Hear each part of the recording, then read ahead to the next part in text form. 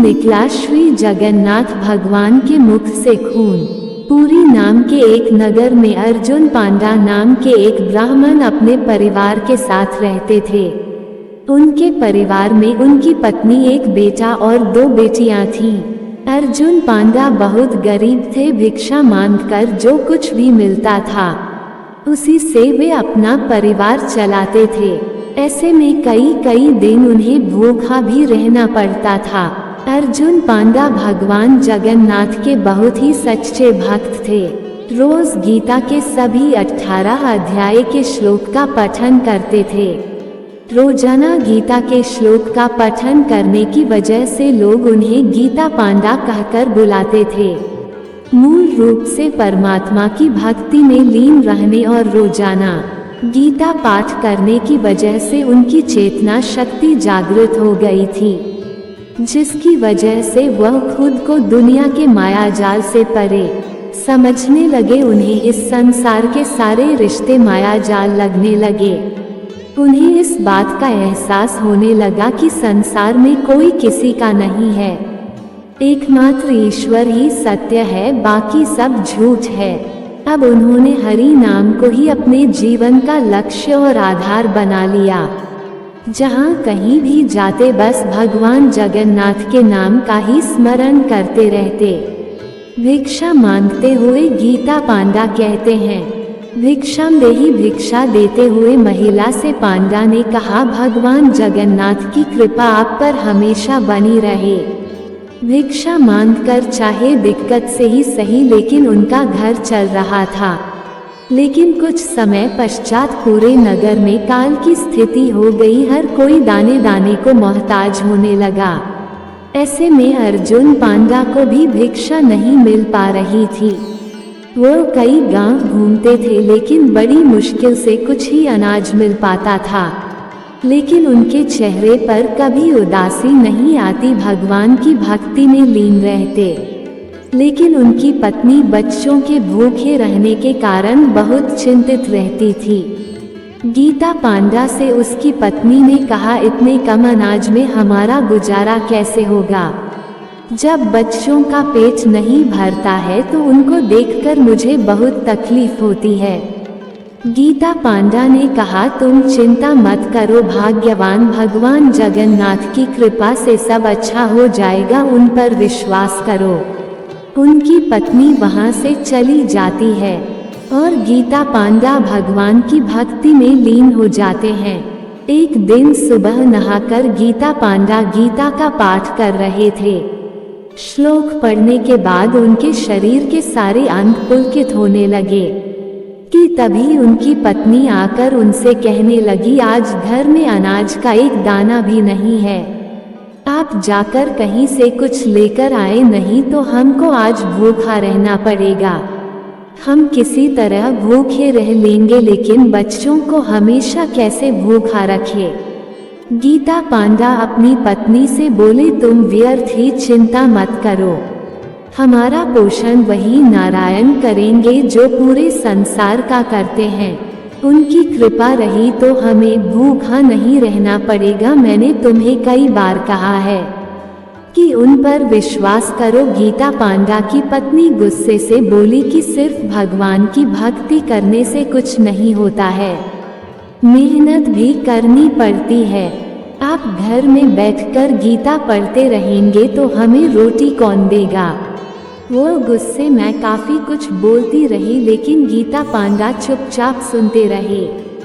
फिर एक श्लोक पढ़ने लगे जिसका अर्थ था, जो मेरे दिव्य स्वरूप को ध्यान में रखकर पूजा आराधना करते हैं, मैं उनकी हर आवश्यकता को पूरा करता हूँ और अपने उस भक्त की हर इच्छा की पूर्ति करता हूँ।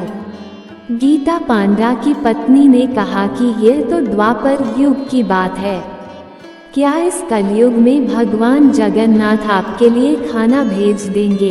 अगर आपने गीता का त्याग नहीं किया तो आप अपने साथ साथ अपने और अपने परिवार की मौत का कारण बनेंगे। पत्नी से इस तरह की बातें सुनकर गीता पांडा क्रोधित हो गए।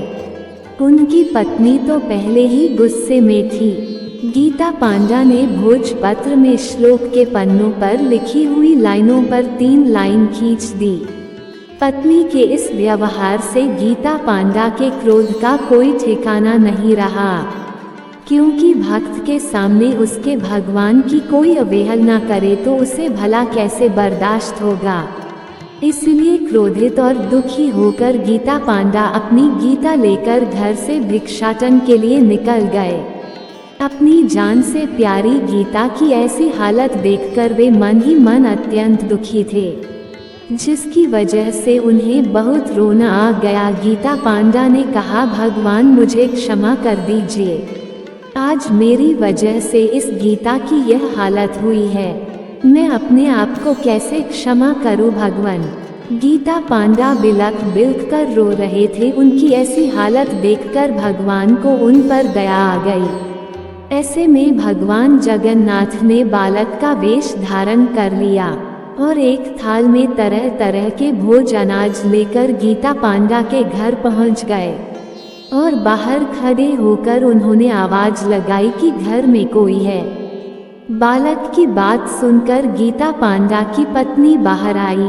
बालक ने गीता पांडा की पत्नी से कहा, माता ये सब तुम्हारे पति ने भेजा है, इसे ले जाओ, मुझे कहीं और जाना है, मेरे पास बहुत सारे काम है। ये सब देखकर ब्राह्मण पत्नी को बहुत आश्चर्य हो रहा था, उसके मुख से एक शब्द भी नहीं निकल रहा था। ब्राह्मण पत्नी ने मन ही मन सोचा, पूरे नगर में भूखमरी फैली हुई है और ऐसी हालत में इतने सारे भोज और अनाज भला कोई कैसे दे सकता है। वह सोचने पर मजबूर हो गई थी कि तभी उसकी नज़र बालक के मुख पर पड़ी और वो बोली, अरे बेटा, ये क्या, तुम्हारे मुख से तो खून निकल रहा है। बालक ने झट से जवाब दिया, तुम व्यर्थ की चिंता मत करो माता, मेरे एक मित्र से मेरी थोड़ी सी लड़ाई हो गई थी, इस लड़ाई की वजह से मेरा जीभ थोड़ी से कट गई है, जिस कारण खून निकल रहा है, ये थोड़ी देर में खुद ही ठीक हो जाएगा। अनाज से भरा बर्तन देकर वे बालक अदृश्य हो गया, जिससे ब्राह्मण पत्नी और ज्यादा आश्चर्यचकित हो गई। उन्हें भी समझ में नहीं आ रहा था कि यह सब क्या हो रहा है। कुछ देर बाद गीता पांडा घर लौटे तो उन्हें तुलसी और चंदन की अद्भुत खुशबू आ रही थी। उनका पूरा घर खाद्य सामग्री से भरा हुआ था। घर में ढेर सारे अनाज और तरह तरह के भोज नजर आ रहे थे, जिसे देखकर आश्चर्यचकित हो गए। उन्होंने अपनी पत्नी से पूछा तो पत्नी ने बालक की सारी बात बताई।